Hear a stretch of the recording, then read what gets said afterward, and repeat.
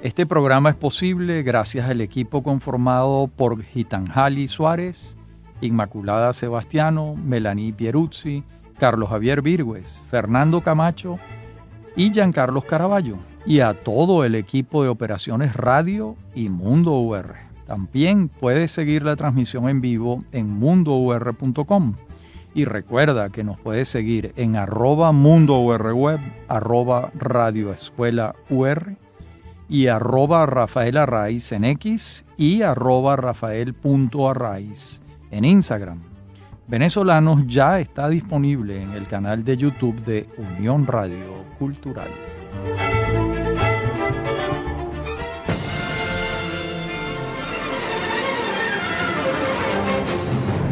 Bienvenidos a Venezolanos, en el inicio de una nueva serie que vamos a desarrollar a lo largo de varios programas, centrada en la historia del sistema, es decir, el Sistema Nacional de Orquestas y Coros Juveniles e Infantiles de Venezuela. De modo que los invito a seguir los pasos de una idea que tuvo un visionario en 1975 y que ya cumple 50 años de trayectoria.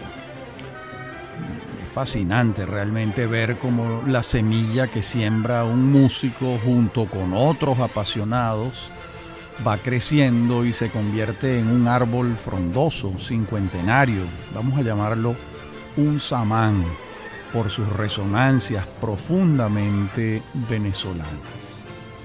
Aquella semilla, entonces, no solo es un movimiento musical con una pedagogía revolucionaria, sino que se trata de la política pública más extendida y enraizada en la nación venezolana.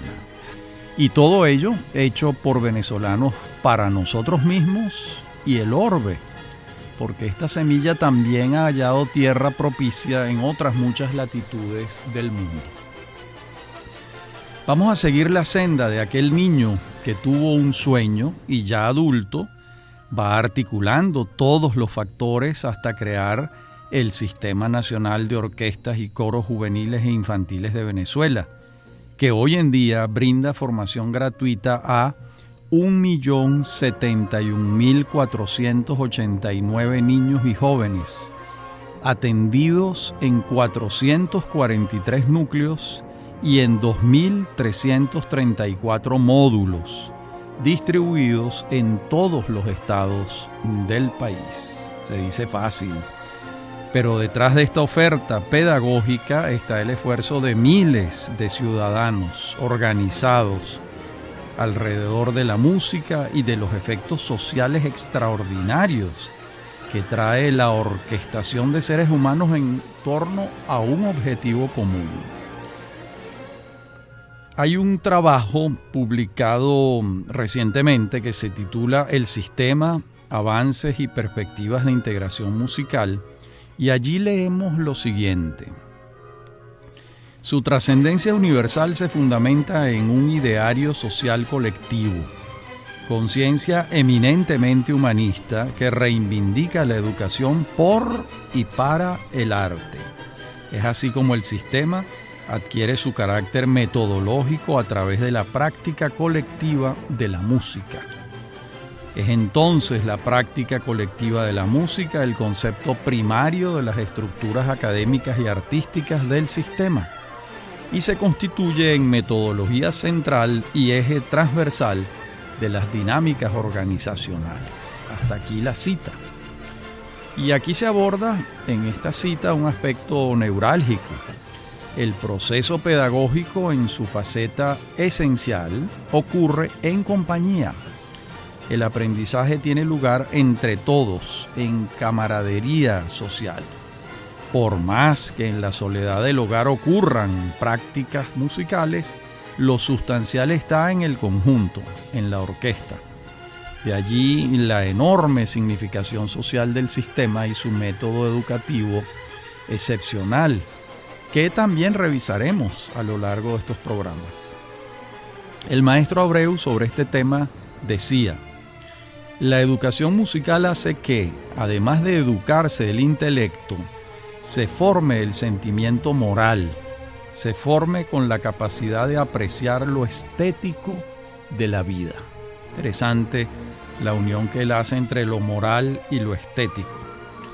Vamos a seguir entonces la trayectoria y especialmente el futuro de este proyecto de los venezolanos que ha dado frutos en el mundo. Y vamos a hacerlo ahora, este año, cuando cumple sus primeros 50 años de vida, prestando servicios sociales, musicales, pedagógicos y de formación del carácter y el sentido de la armonía y la belleza. Esto comienza con el sueño de un niño en 3 lugares de Venezuela: en Valera, en Monte Carmelo y en Barquisimeto. Monte Carmelo es un pueblo del estado Trujillo. José Antonio Abreu Anselmi fue el primogénito de Melpómene Abreu Méndez y Aili Anselmi Garbati. José Antonio nació en Valera, al igual que su hermana María Auxiliadora. Los siguientes hermanos Abreu Anselmi nacieron en Barquisimeto. Me refiero a los morochos Jesús Alfonso y Rafael Enrique, y también las hermanas Beatriz y Ana Cecilia. Los abuelos maternos, Antonio Anselmi Berti y Duilia Garbati Poggioli, nacieron en la isla de Elba, en Italia, y emigraron a Venezuela en 1897.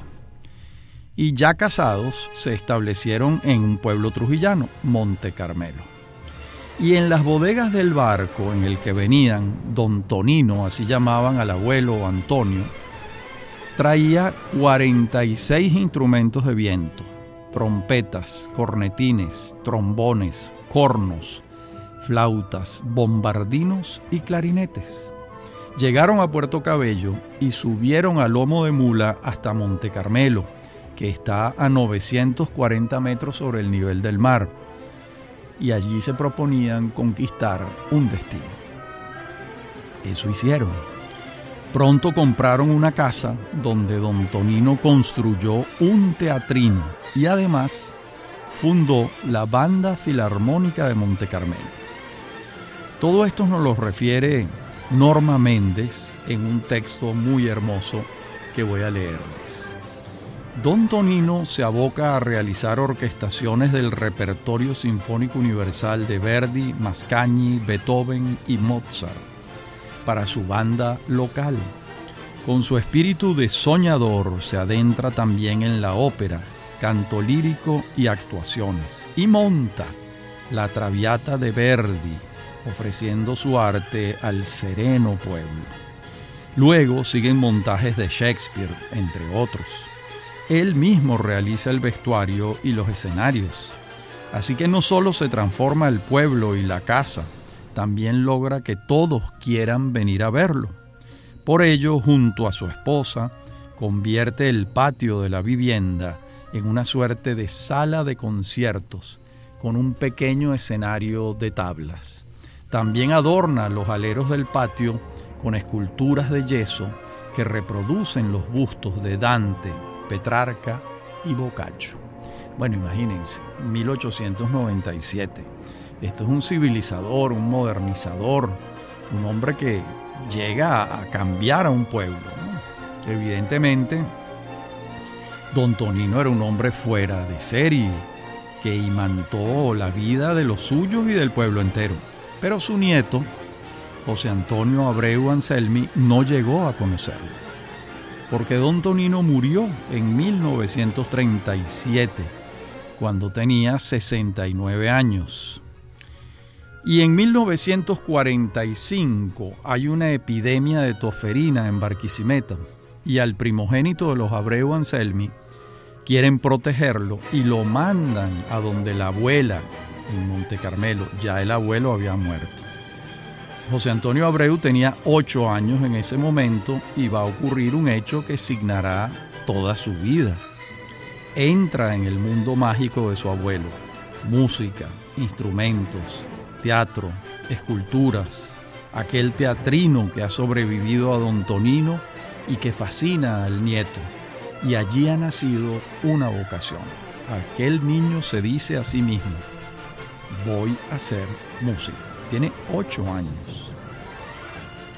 Pasado el brote de tosferina en Barquisimeto, el pequeño regresa de Monte Carmelo a la capital del estado Lara y estudia en el Colegio La Salle, luego en el Grupo Escolar República de Costa Rica y luego en el Liceo Lisandro Alvarado.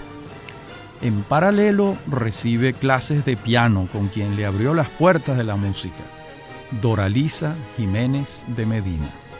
Y el ambiente en Barquisimeto en estos años, entre 1945 y 1955, es muy favorable para la música.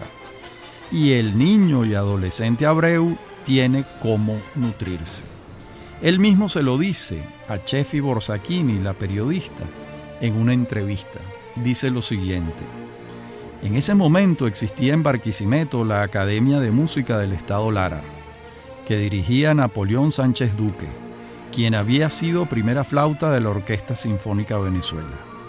También llegó por esa época un grupo de músicos extranjeros muy importantes, entre ellos el violinista Olaf Ilsens, con quien comencé a estudiar violín. En ese entonces yo tenía 12 años, en 1951, y formaba parte de la orquesta de esa escuela de música. Al mismo tiempo comencé a cultivar la música de los compositores venezolanos, de la mano del maestro Antonio Carrillo, amigo de mi familia, buen mandolinista, quien tenía un quinteto admirable. En la próxima parte del programa seguimos con esta formidable respuesta del maestro Abreu a Chefi Borsacchini. Ya regresamos.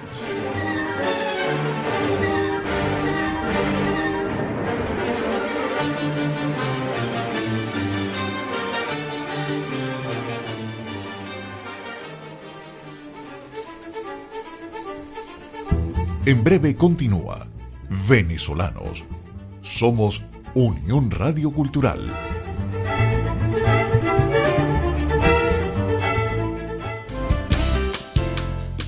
Estás escuchando Unión Radio Cultural. Este y otros programas de Venezolanos los puedes oír en formato podcast a través de Anchor.fm. Para alguna sugerencia sobre este espacio, pueden escribirnos al correo rafaelarraiz@hotmail.com. Somos Unión Radio Cultural.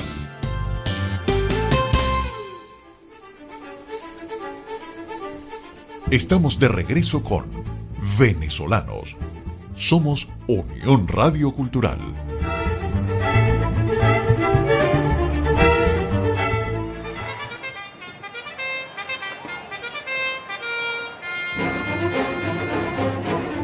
Decíamos en la parte anterior del programa que estábamos leyendo una respuesta de José Antonio Abreu. Y él sigue diciendo: también tuve la oportunidad de tocar con la Orquesta Filarmónica de Lara, que en ese momento tuvo gran resonancia, dirigida por el maestro Plácido Casas. Fue un ambiente musical que me rodeó por los 4 costados. La música criolla la ejecutaba y aprendía con el maestro Carrillo. La música clásica la entrenaba con Doralisa de Medina. Y en la Academia de Música interpretábamos a los compositores universales, música de Tchaikovsky, Mozart, Beethoven. Había además en ese momento una gran escuela de danza, la de Taormina Guevara, quien acababa de llegar de Rusia. Y en ese entonces se iba a reinaugurar el Teatro Juárez para celebrar el 450 de Barquisimeto. Y para esa ocasión se hizo una gran gala del ballet de Taormina Guevara con la Sinfónica Venezuela. Hasta aquí la cita. Como vemos, el futuro maestro Abreu está en un ambiente propicio. No en balde, Barquisimeto la llaman la capital musical de Venezuela. Entonces, muy joven, también integra la orquesta Pequeña Mapare, dirigida por los hermanos Juancho y Napoleón Lucena. Allí interpretaban música tradicional larense y de otras zonas del país. Pero viene el momento de culminar el bachillerato. Y el joven Abreu se muda a Caracas en 1957 y se inscribe en el Colegio San Ignacio. Allí cursó 5º año, donde se gradúa. De inmediato se inscribe en Economía en la Universidad Católica Andrés Bello, una carrera que abre sus puertas y Abreu forma parte de su primera promoción. En paralelo, en Caracas, estudia con el maestro Vicente Emilio Sojo y luego Ángel Sauce le abre las puertas de la Escuela José Ángel Lamas, donde culmina su formación superior de música y obtiene los títulos de maestro compositor y director orquestal. Fueron sus profesores Moisés Moleiro, de piano, Evencio Castellanos, de órgano, Vicente Emilio Sojo y Gonzalo Castellanos, de dirección orquestal. Y el propio Abreu se lo refiere a Alba Revenga en una entrevista sostenida con ella. Acerca de esa etapa de su vida, señala: ya en el 5º año de bachillerato logré a través del padre Juaristi un cupo para entrar en el Colegio San Ignacio de Loyola en Caracas. Me iba a vivir a Caracas, esto lo pone entre exclamaciones. Me quedé en la casa de mis tíos paternos, tenía mucha familia en Caracas y jamás me sentí solo ni me faltó afecto. Mis días estaban llenos de actividades inaplazables. Después de clases, a partir de las 4 de la tarde, iba a la Escuela Superior de Música Vicente Emilio Sojo. Allí estudiaba órgano con Evencio Castellanos y me facilitaban el piano, el órgano y el violín para práctica personal. Estudiaba piano con Moisés Moleiro y con el maestro Sojo estudiaba composición. Las clases de orquestación me las daba Esteves, Antonio Esteves, nada menos. Trataba de absorber como una esponja el inmenso conocimiento de mis tutores y sentí siempre por ellos el mayor respeto y admiración. Bueno, este muchacho trujillano, educado en Barquisimeto, ahora llegaba a Caracas a concluir su formación, dedicado a sus dos áreas académicas, la música y la economía. Y en la tarea que le espera, sus hermanos siempre estuvieron presentes. De hecho, Beatriz y Ana Cecilia le consagrarían toda su vida laboral a el sistema, desde los inicios de aquel sueño y hasta el sol de hoy. Allí trabajan de sol a sombra ellas, por sostener la calidad de la institución.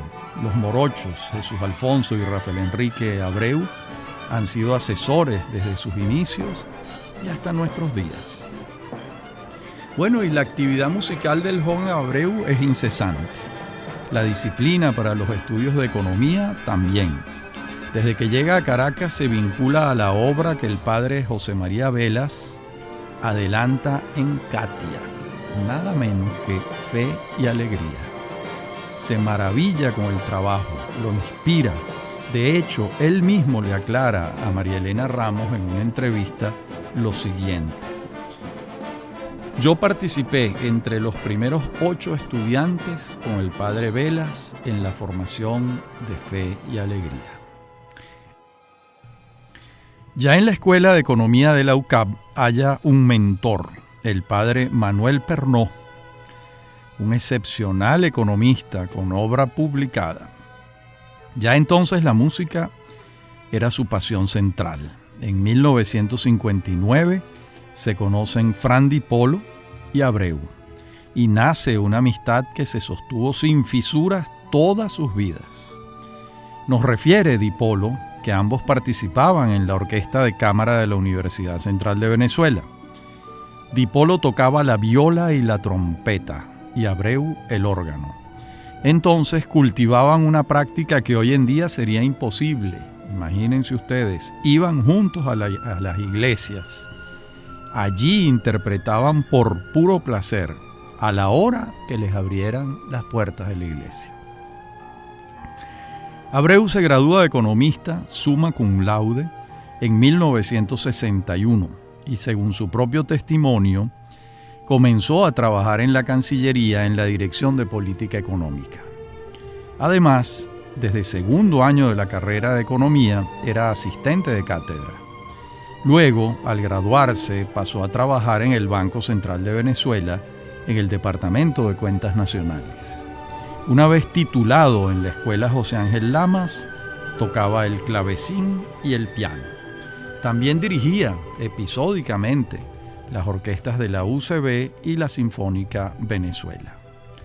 En paralelo a toda esa actividad febril en torno a la música, el joven Abreu ejerció la docencia durante 9 años en la UCAP y en la recién creada Universidad Simón Bolívar, fundada en 1970.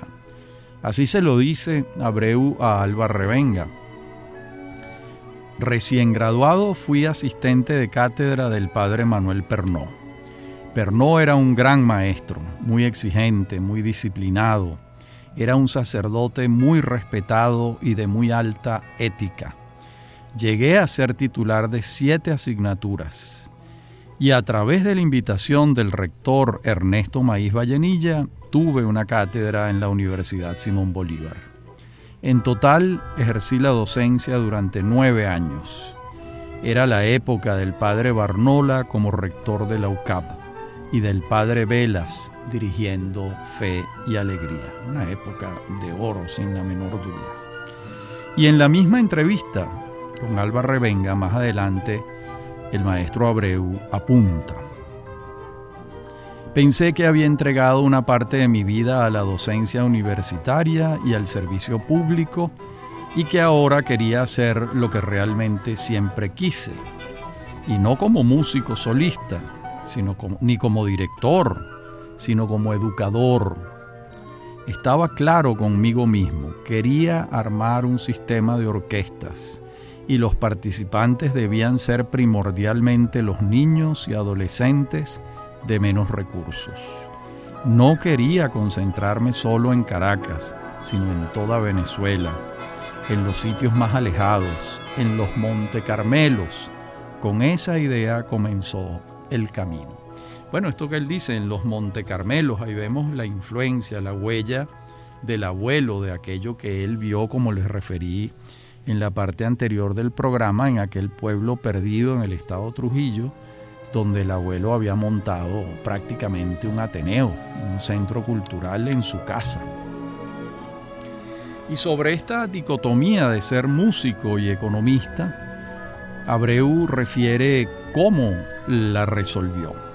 Dice: cuando ante la necesidad de organizar un medio de vida opté por una carrera universitaria, algunos me decían: va a ser una contradicción frontal el ejercicio de tu carrera con el de tu arte.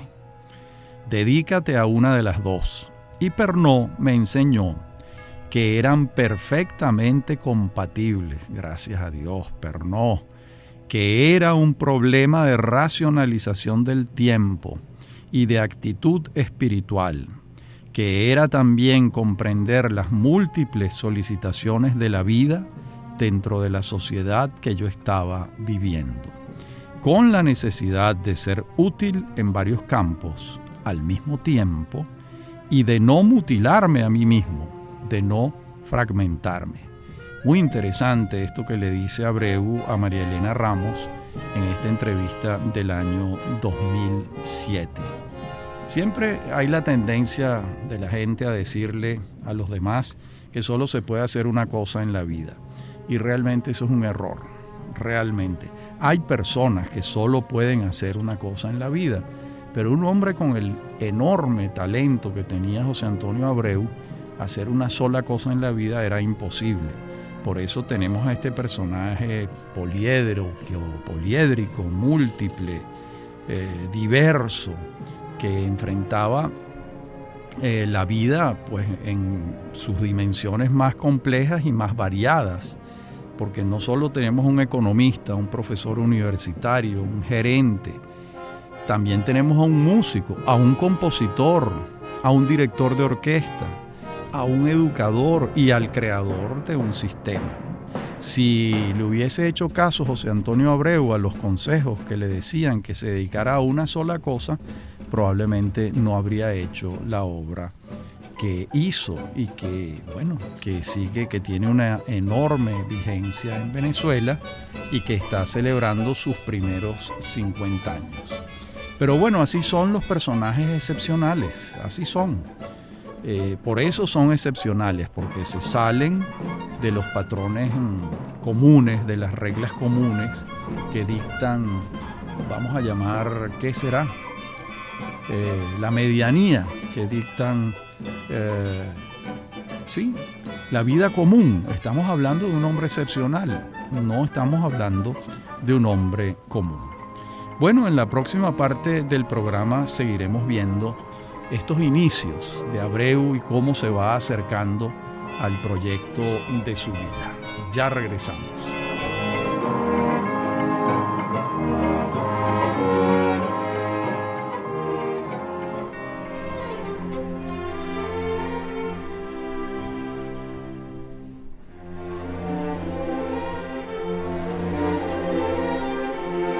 Decíamos en la parte anterior del programa que Abreu era poliédrico, que había abordado distintas tareas en su vida.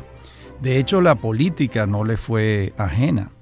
Lo tenemos en 1963, electo diputado en las planchas del Frente Nacional Democrático, el FND, que fue el partido que respaldó la candidatura de Arturo Uslar Pietri en las elecciones de 1963. Uslar Pietri no salió electo presidente de la República, como sabemos, pero sí llegó a tener una fracción parlamentaria importante de la que formaba parte José Antonio Abreu. Y eso va a ser en el quinquenio 1964-1969, donde va a ser presidente de la Comisión de Finanzas de la Cámara de Diputados. Esto va a ser muy importante en la vida de Abreu, porque desde esa Comisión de Finanzas él va a conocer a fondo el funcionamiento del Estado, las partidas presupuestarias, cómo están organizados los presupuestos, cómo funcionan dentro del Estado.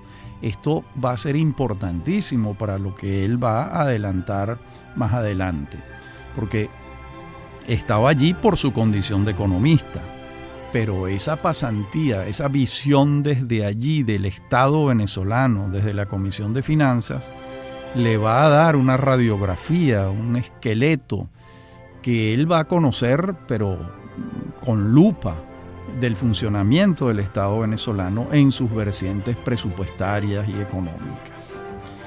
Bueno, eso va a ser de una gran utilidad a lo largo de su vida, y estos años van a coincidir, como él mismo dijo antes, con la docencia.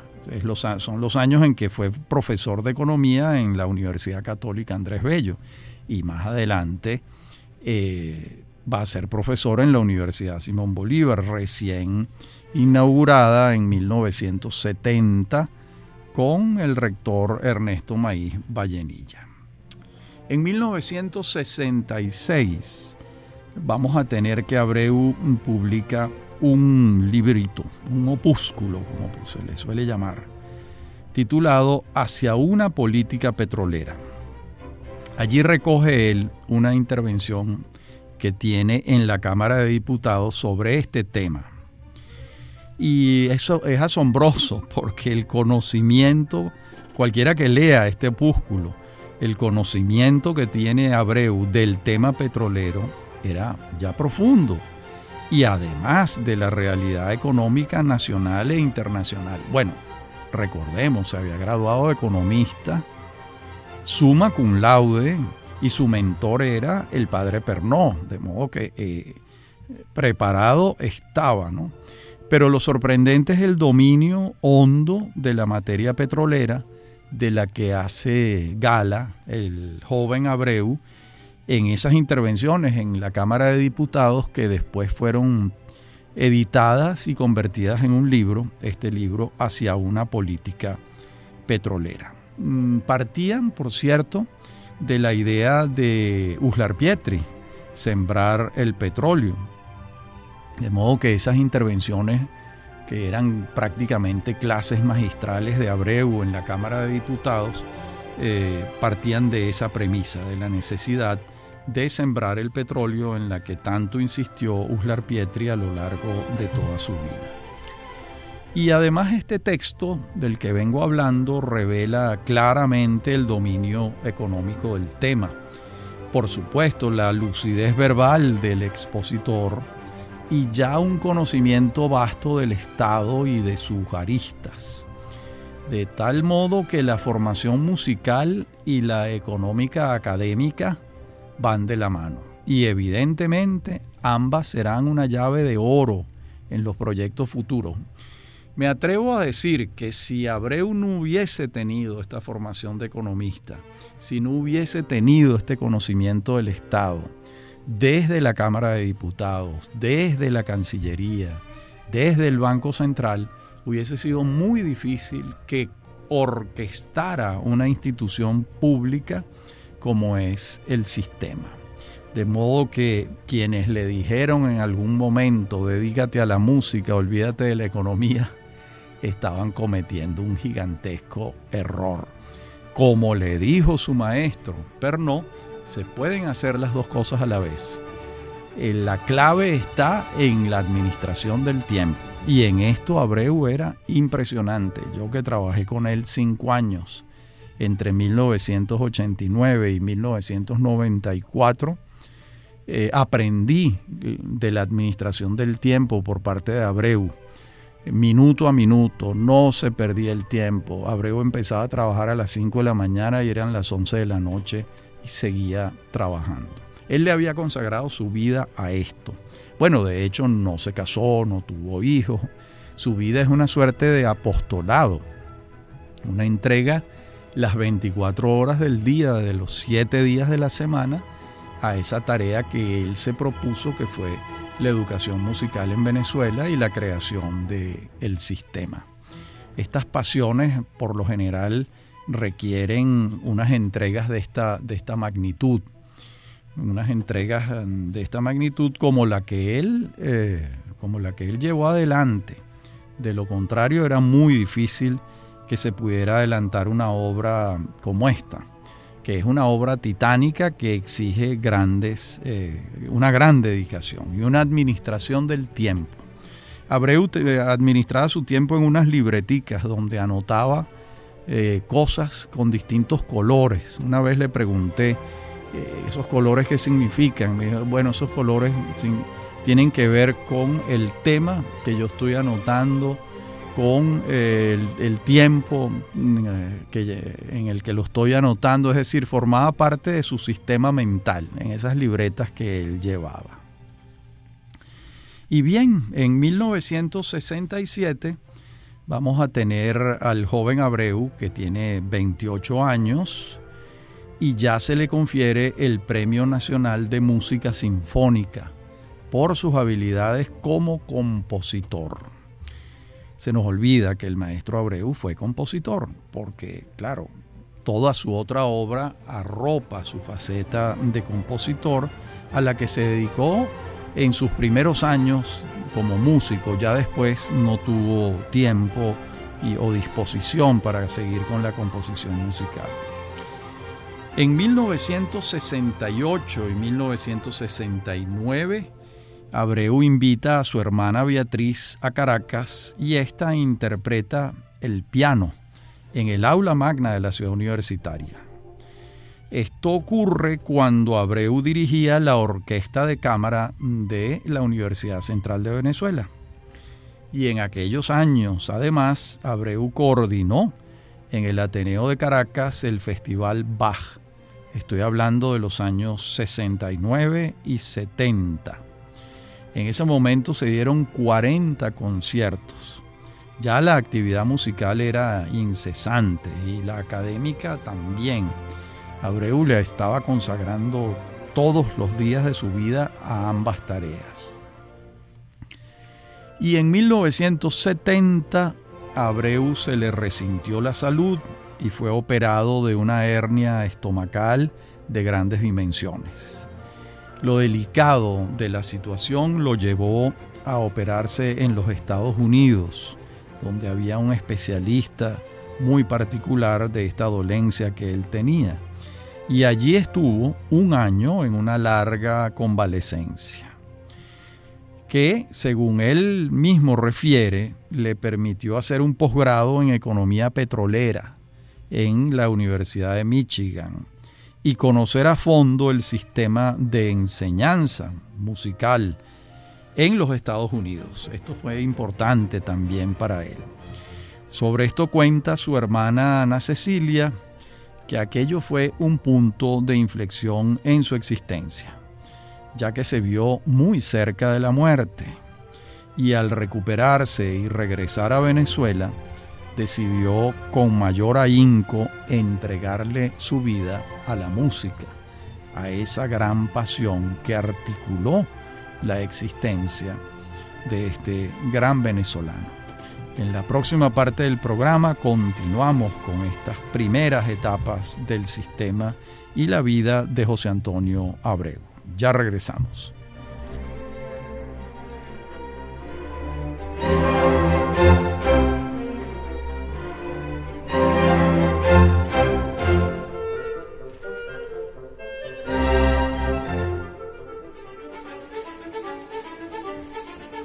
En breve continúa Venezolanos. Somos Unión Radio Cultural.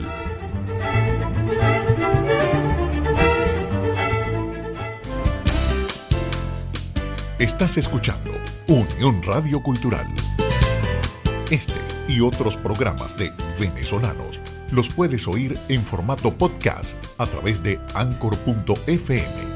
Para alguna sugerencia sobre este espacio, pueden escribirnos al correo rafaelarraiz@hotmail.com. Somos Unión Radio Cultural.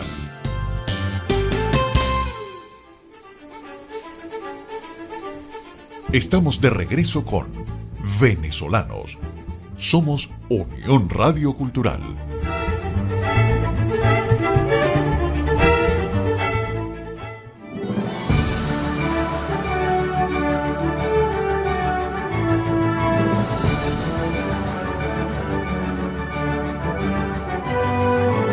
Bueno, y como advertimos antes, sus calificaciones de economista lo acercaban a destinos paralelos. En 1974, el ministro de Cordiplan era Gumersindo Rodríguez, del primer gobierno de Carlos Andrés Pérez, y Rodríguez lo designa director de planificación. Y desde allí le tocó al maestro Abreu, en este caso al economista Abreu, coordinar el quinto plan de la nación. Otra vez, al unísono, Abreu está dándole cuerpo a su sueño y convoca a un grupo de músicos en la Escuela de Música Juan José Landaeta. Esto es en paralelo a las tareas que está desarrollando en Cordiplan. Esta Escuela de Música Juan José Landaeta estaba dirigida por el maestro Ángel Sauce en la urbanización Campo Alegre. Fran Di Polo refiere el hecho. Abreu invitó a 100 músicos y se presentaron 11 apenas. Este desaire, lejos de amilanarlo, lo desafió aún más. Además, el mismo Fran Di Polo recuerda un hecho de enorme poder simbólico que merece ser relatado. Pongan atención a esto. Un joven fagotista se graduó en la Escuela Superior de Música en Santa Capilla y le preguntó a un músico checo-eslovaco de la Orquesta Sinfónica Venezuela, donde ya tocaba Fran Di Polo, si habría una posibilidad allí para él. El veterano músico checo le respondió: para que usted pueda entrar en la orquesta, tendría que morirse o suicidarse alguno de los músicos. Bueno, este joven sacudido el día del acto de graduación frente al maestro Sojo, Abreu, Di Polo y muchos más, le echó querosén al instrumento y lo quemó. Este hecho estremeció a los presentes y sensibilizó a Abreu de manera muy profunda. Y le dijo a Fran Di Polo: Fran, ayúdame con esto. Vamos a formar un grupito y comenzamos a darle la vuelta a esta situación.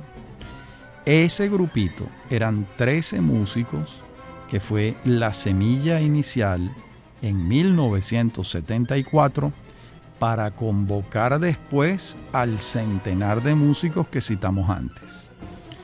Refiere Di Polo en conversación con nosotros que ese conjunto lo integraban Jesús Alfonso, Sofía Mühlbauer, Carlos Villamizar, Eleazar Vera, Edgar Aponte, Gerardo Ramírez, Luis Miguel González, Ricardo Urea, Alison Montoya, Lucero Cáceres, René Álvarez, Claudio González y Domingo Sánchez Bor. Esta es la nuez inicial. Antes, señala Florentino Mendoza, en conversación con nosotros, que hubo una reunión previa en un local en La Candelaria, convocada por Abreu, que fracasó por el nivel de ruido del recinto y no pudo darse el ensayo. Pero vieron por primera vez al maestro. También dice Florentino Mendoza, nuestro amigo, que su caso era ilustrativo de la situación venezolana de entonces. El caso de Florentino, que explica además el afán de Abreu por crear orquestas. Fíjense lo que dice Florentino. Me fui de Venezuela a los 12 años a vivir con mis tíos en Alemania. Mi padre quería que siguiera estudios de música. Había empezado a los 8 años en Caracas. Después me fui a estudiar a París. Y cuando regresé a Venezuela a los 17 años, quise entrar en la única orquesta que había y el director me dijo que era muy joven. Y era muy difícil que entrara porque yo era venezolano y ellos preferían contratar a músicos extranjeros. ¿Cómo les parece esto? Esto es increíble. Sigue diciendo Florentino, pensé que no tenía futuro en la música, hasta que Héctor Vázquez me buscó en nombre de Abreu y fuimos al espacio de La Candelaria, aquel ensayo que no ocurrió. Bien, el caso de Florentino Mendoza es emblemático, fíjense, graduado, estudiando en Alemania, en París, regresa a tocar en su país y no hay espacio, no hay sitio para él. Bueno, imagínense los niveles de frustración. Esto se suma al fagotista recién graduado que le echó querosén al instrumento y lo quemó. De modo que era una situación desesperada, era como un muro de contención que tenían los músicos jóvenes que no podían desarrollar su arte, no podían interpretar porque no había espacio para ellos. De modo que esto fue un punto de inflexión, un acicate importante para que Abreu concibiera un sistema en el que hubiese futuro para estas personas. Bueno, y ya entonces los próximos ensayos ocurrieron donde se pudo, donde les prestaban un sitio. Había un galpón que les prestaban en Boleíta Sur, de la empresa Sindú. Esto ellos, los pioneros del sistema, entre quienes están todos los que hemos mencionado, Mendoza, Dipolo, etcétera, recuerdan con gran cariño este galpón de la empresa Sindú en Boleíta Sur, donde, bueno, ensayaron en aquellos primeros años en que estaban, prácticamente creando esto con las uñas.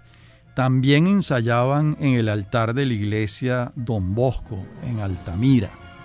Después les prestaron la terraza del penthouse del edificio Tajamar, en Parque Central, en el piso 40.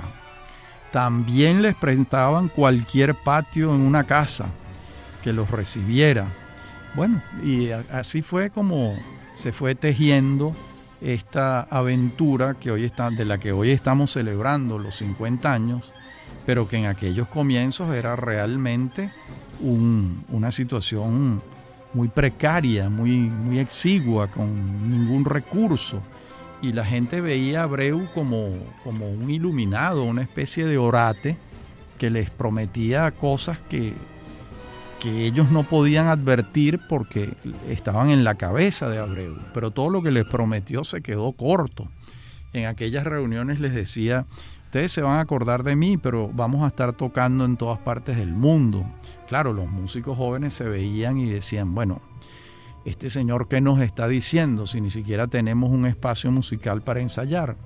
Pero bueno, así son las cosas. Así son las cosas, y ese empuje, esos sueños que tenía Abreu en medio de aquella precariedad, poco a poco se fueron articulando y se fueron materializando. Pasaron de la mente de Abreu, de los sueños de Abreu, de aquel niño en Monte Carmelo, a una realidad muy distinta. Esa es la realidad que va a comenzar a articularse en 1975, cuando ocurre el primer concierto que dan estos muchachos en el patio de la Casa Amarilla de la Cancillería con motivo del 14 de febrero de 1975 y el Día de la Juventud, que se celebra con motivo de la Batalla de la Victoria que comandó José Félix Rivas en aquel acto heroico con estudiantes, adolescentes, prácticamente niños que enfrentaron al ejército realista. De modo que en 1975 va a ocurrir aquel primer concierto. Ya si ocurre el concierto es porque Abreu ha logrado articular una orquesta. Ya no son 11 muchachos, sino unos cuantos más. Todos muy jóvenes. También hay algunos mayores que están respaldando a Abreu con todas sus fuerzas en esta aventura que se está iniciando en la Venezuela de 1975, urgida de orquestas, de espacios musicales para que los jóvenes músicos pudieran desarrollarse. Y ahí es donde comienza esta historia de 50 años que iremos relatando a lo largo de esta serie de programas, donde iremos viendo cómo fue ocurriendo todo esto, cómo aquel sueño de un niño de 8 años en Monte Carmelo se convierte en lo que es hoy en día el sistema que atiende a 1.071.489 niños en 443 núcleos y 2.334 módulos, y que en sus inicios no tenían ni siquiera dónde ensayar. Pero así son los comienzos, siempre los comienzos son así, y está bien que sea así, porque se parte prácticamente de la nada, de una semilla. Es la historia de la naturaleza también. Un árbol es una semilla que no es nada, y al cabo de unos años es un frondosísimo samán. Insisto en el samán como emblema arbóreo de la venezolanidad. Bien, hasta aquí nuestro programa de hoy, este primer capítulo de la historia del sistema. En nuestro próximo programa seguiremos viendo las etapas, ya no embrionarias, sino ya la orquesta comenzando a sonar. Hasta nuestro próximo encuentro.